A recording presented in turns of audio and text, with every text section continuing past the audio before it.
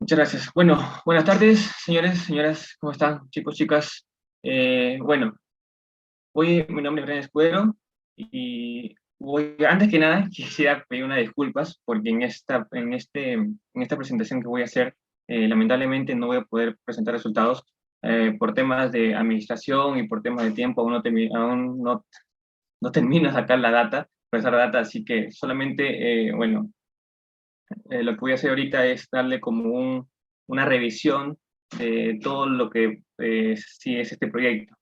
Eh, Antes que nada, mil disculpas por eso y bueno, me comprometo para presentarme el próximo año y poder presentar los resultados, así que el próximo año espero verlos y para que vean qué pasó con este proyecto. Así que nada, vamos entonces. Bueno, eh, vamos a hablar sobre la evaluación de la morfometría, microestructura y composición mineral de la cáscara de huevos fértiles e infértiles del tubo morrocoy. Sí, eh, vengo de parte de Guisas, soy de la Facultad de Zootecnia y bueno, de la RARIA. Bueno, vamos a hablar un poco de la morrocoy y la Chiloides carbonaria. Sí, la Chiloides carbonaria es una tortuga terrestre, neotropical, sí que su nombre común es morrocoy o también se lo conoce como tortuga de patas rojas. ¿Sí? En esta diapositiva me voy a especificar bastante en lo que es la reproducción, ¿sí? Porque si hablamos de todas las características de la morrocoy no terminamos y el tiempo es corto. Así que nada, empecemos. Bueno, en artículos mencionan que la fase reproductiva empieza a partir de los 5 años, pero como ven, como he escuchado en varias ponencias, ah, la, los animales se enfocan en romper todo lo que dicen los libros, así que prácticamente se puede decir que la madurez sexual está relacionada al tamaño y peso corporal del reptil y no a la edad específicamente. Pero bueno, un dato es que empieza la etapa reproductiva a partir de los 5 años. Bueno, las hembras escarban la tierra para formar nidos, ¿no? Y en promedio forman de 2 a 4 nidadas al año, con una proximidad de 9.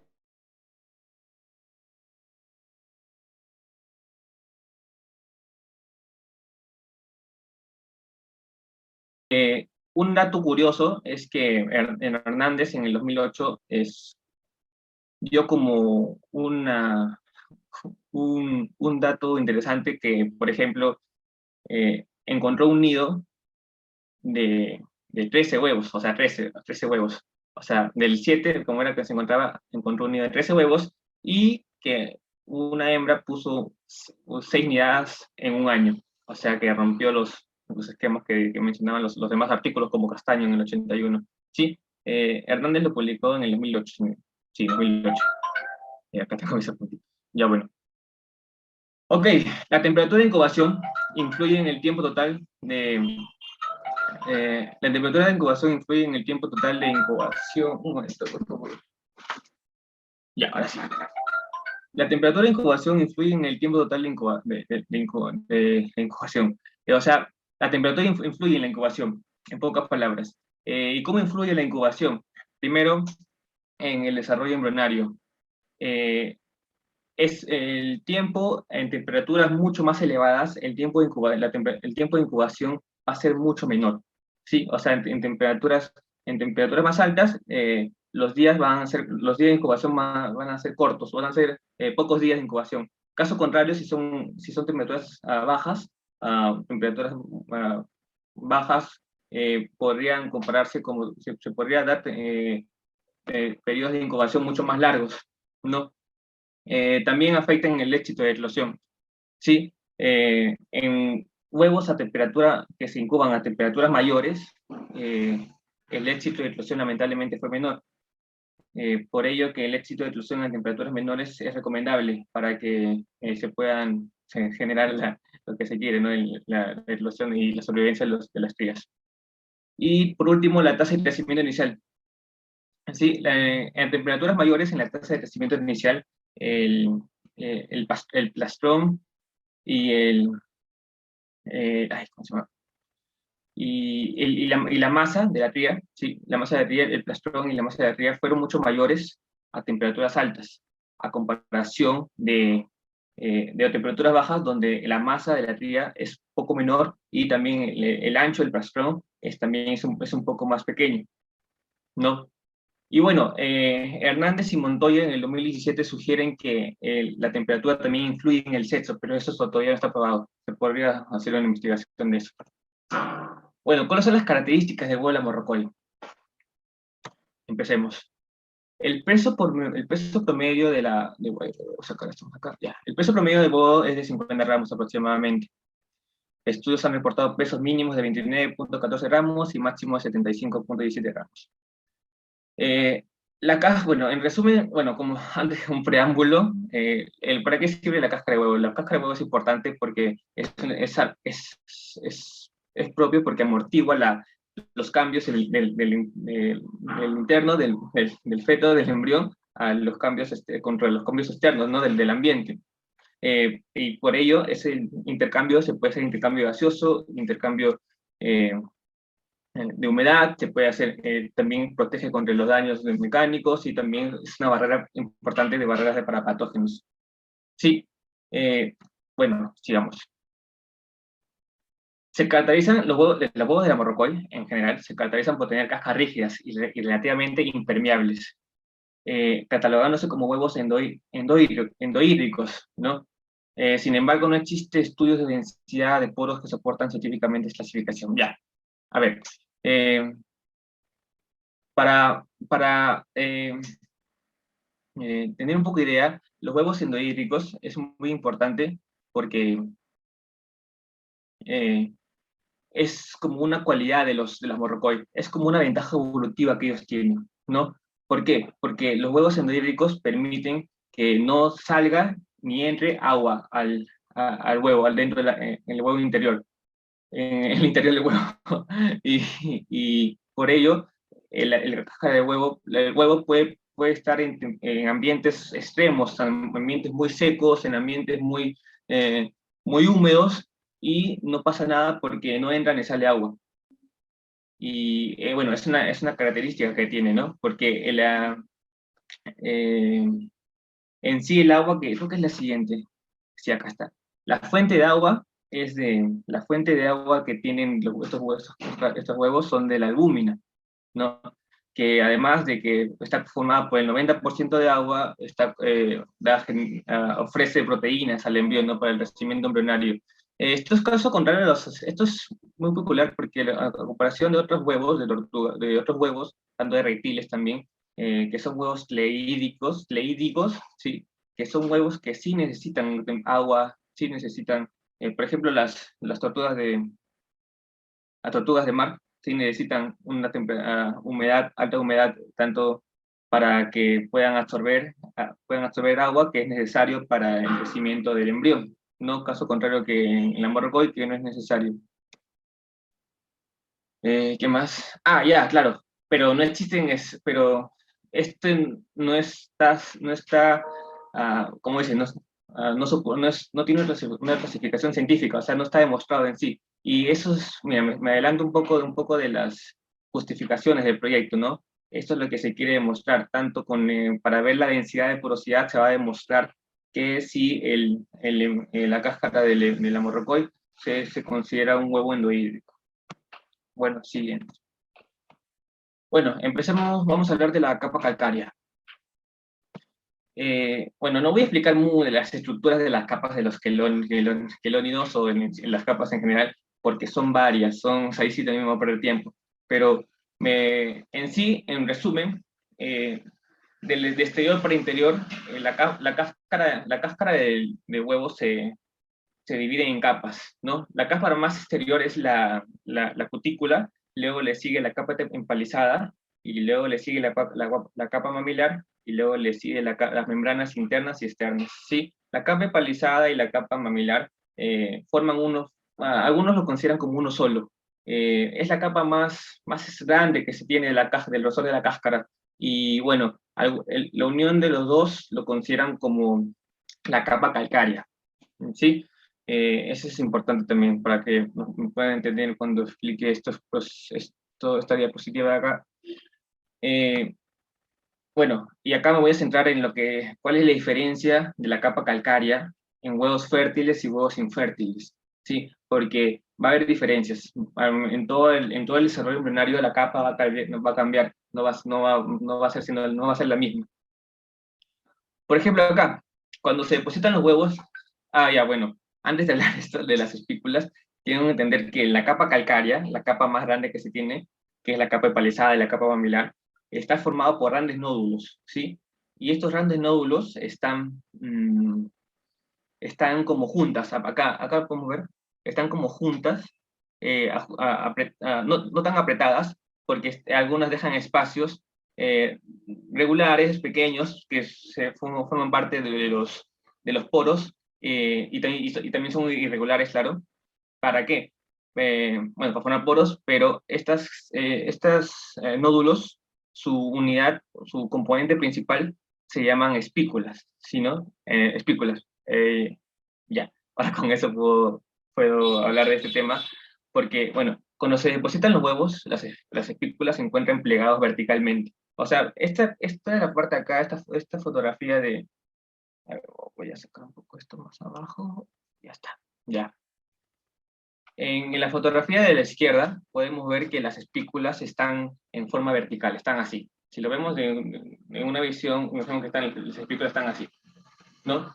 Entonces, al pasar el momento avanzando en la incubación, las espículas se van como que estuvieran cayendo, ¿no? Y se van y se van expandiendo de una forma más horizontal, ¿no? Como podemos ver en la fotografía de saliera, ¿no? Para adentro, las espículas, pero luego, de la incubación, se va cayendo y se puede ver de esa forma. Estos son es la capa calcárea, ¿no? Acá vemos la cáscara la cáscara fértil, acá infértil, porque esta es una cáscara que no tuvo incubación, y bueno, acá después de la eclosión. Okay. Ya, siguiente. Listo. Ok. Eh, bueno, acá, a ver, ya. Esta cáscara acá era de una tortuga de pantano. Sí, de una tortuga de pantano de Acuña. No me acuerdo su nombre científico, pero no se me pasó. Bueno, acá podemos ver de nuevo en el lado izquierdo la la capa calcárea de una cáscara eh, infértil o no eclosionada, y acá al lado una cáscara no infértil, ¿no? Acá dice, los espacios con forma de punta de lanzas y adelgazamiento de las fibras proteicas son típicas en la cáscara calcárea y membrana testácea de los huevos eclosionados. Ok, la punta de lanza son estos. Estos son las puntas de lanza, como se pueden ver, son características de los huevos eclosionados. Esto se da porque ya está perdiendo la capa calcárea por dos motivos. Uno porque se desprende y otro por la mineralización. Eso es lo que vamos a ver en la siguiente diapositiva. También vemos el adelgazamiento. Si pueden ver, miren, acá ven como que las fibras proteicas, que son estas líneas de acá, van en una sola dirección, van hacia la parte interna, bueno, hacia el exterior de forma en V, ¿no? Pero si vemos acá, en las fibras proteicas, ya se pierde esa dirección. Que si se ramificara y se va perdiendo la forma, ¿no? Además, también vemos estos acá se llaman núcleos de cristalización. Estos núcleos de cristalización también se van perdiendo, porque en sí estos núcleos sirven para la formación de la cáscara dentro de la tortuga, de la hembra, ¿no? Con esto empieza la formación de la cáscara, de la capa calcárea.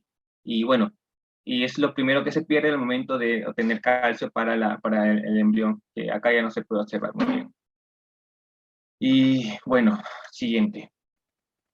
Ok, composición mineral. Lo que hablé hace un rato de cómo se va perdiendo la estructura por temas de la incubación y por el desarrollo embrionario, acá podemos ver detalladamente cómo es en la mineralización. Acá vemos la composición mineral de cáscaras fértiles e infértiles de tortuga boa, careta. Esta es la capa de membrana, la capa media. Bueno, la capa media también es la capa calcárea, también se lo conoce. Y no, bueno, esos son los dos nomás que, saben, que vamos a hablar. La capa media y la capa calcárea. Eh, ya. En primer lugar, antes que nada, antes que siga, eh, el proceso donde se pierde, se disminuye los elementos, tanto minerales, en este caso minerales para satisfacer la demanda del embrión, se llama embriogénesis, ¿sí? Y en este caso, en las cáscaras, casi en todos los ovíparos, el calcio ese es el elemento esencial, es importantísimo, tanto para la formación de la cáscara y tanto para el desarrollo del embrión. Así que, eh, y bueno, pasando el tiempo de incubación, se da el intercambio de minerales. Entre más va creciendo el embrión, más minerales va a necesitar. Y por ello, el calcio se obtiene de la cáscara de la cáscara de huevo, y por medio de cómo se solubiliza de carbonato de calcio, se convierte a bicarbonato, y ese calcio se mueve, eso se le denomina la movilización del calcio, que pasa por las membranas de la cáscara de huevo y llega a la membrana coriogalantoidea. En esa membrana es importante porque ahí va a recibir todos los minerales para el embrión. Sí, bueno, entonces acá podemos observar que los embriones de Chelindra serpentina, de Packard, un estudio de Packard, dice que obtienen la mayor parte del calcio de la superficie interna de la cáscara de huevo a comparación de otros ovíparos que lo tienen principalmente de la yema. Eh, la Chelindra serpentina también es una tortuga, ¿no? Y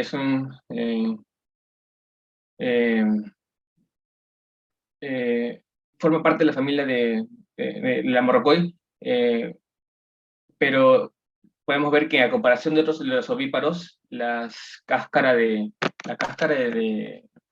se obtiene más calcio a partir se obtiene más calcio a partir de la cáscara de huevo, ¿no? Pero en otros ovíparos, la obtención del calcio se da principalmente de la yema.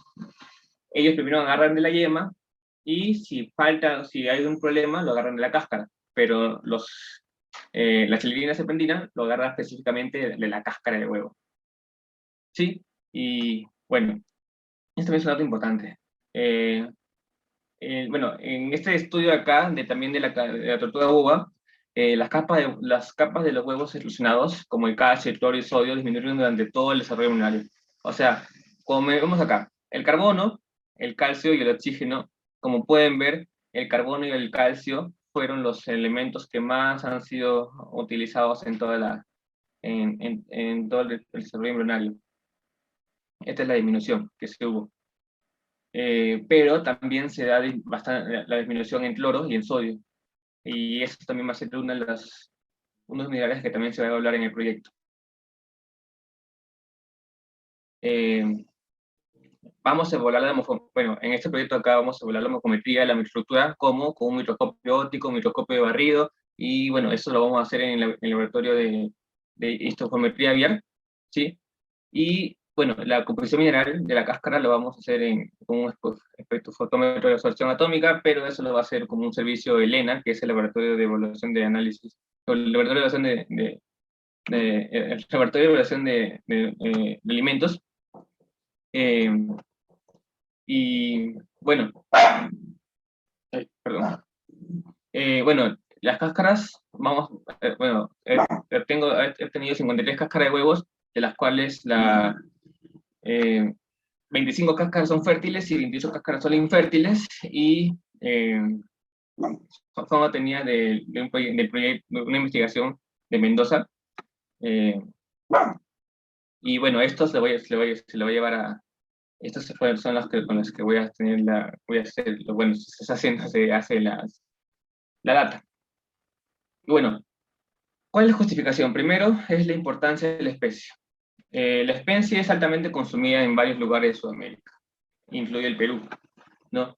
Un pariente cercano de la morrocoy es la motelo, ¿no? Que es la motelo. que también comparte, perdón, también sufre con las mismas la problemática que es el consumo humano y también se convierte como mascota. Entonces, la morrocoy también es altamente traficada, en tanto como en Estados Unidos como en América. Eh, bueno, y también las investigaciones realizadas en esta especie aún son incipientes. En primer lugar, en primer lugar bueno, eh, eh, en primer lugar, como mencioné, los poros, esas actividades, esa idea de que si es un endohídrico, es una cáscara endohídrica, eso también se quiere analizar. No se tiene imágenes de la estructura de las estructuras de la cáscara en sí de la morrocoy, también es lo que se quiere tener. Y bueno, perdón, y permitirá un mayor, bueno, y esto acaba de permitir una mayor comprensión y diferenciación del cascarón. Tanto para lo importante, esto va a importar tanto para el éxito de incubación la artificial, el proceso seminario, el crecimiento y desarrollo de las crías, y bueno, en sí todo. Bueno, entonces se tiene el tiempo. Bueno, antes que nada, quiero agradecer tanto a Wild Hunger Nutrition, que es una empresa dedicada al asesoramiento de nutrición de animales silvestres, y que la directora es la ingeniera Perina, y bueno, ella nos dio y también agradecer a los demás asesores, al doctor, bueno, y bueno, también a mi asesor de universidad, al doctor Carlos Vilches. Y nada, quiero invitarlos a que les sigan su página, Wild Hunters Nutrition, en Facebook, porque ahí van a encontrar bastante información sobre nutrición. Si les encanta la nutrición, les recomiendo que sigan esa página, la verdad. Y también hay postulaciones para proyectos de investigación, así que es importante, ahí yo conseguí esta investigación. Y nada, también pueden seguir a Guisas, que es el Círculo de Investigación, y que, bueno, es zootecnista, que queremos, lo que nosotros, nuestra visión es que nos reconozcan como parte de los pilares, como biología, como veterinaria, y como la zootecnia. Bueno, eso sería todo. Muchas gracias.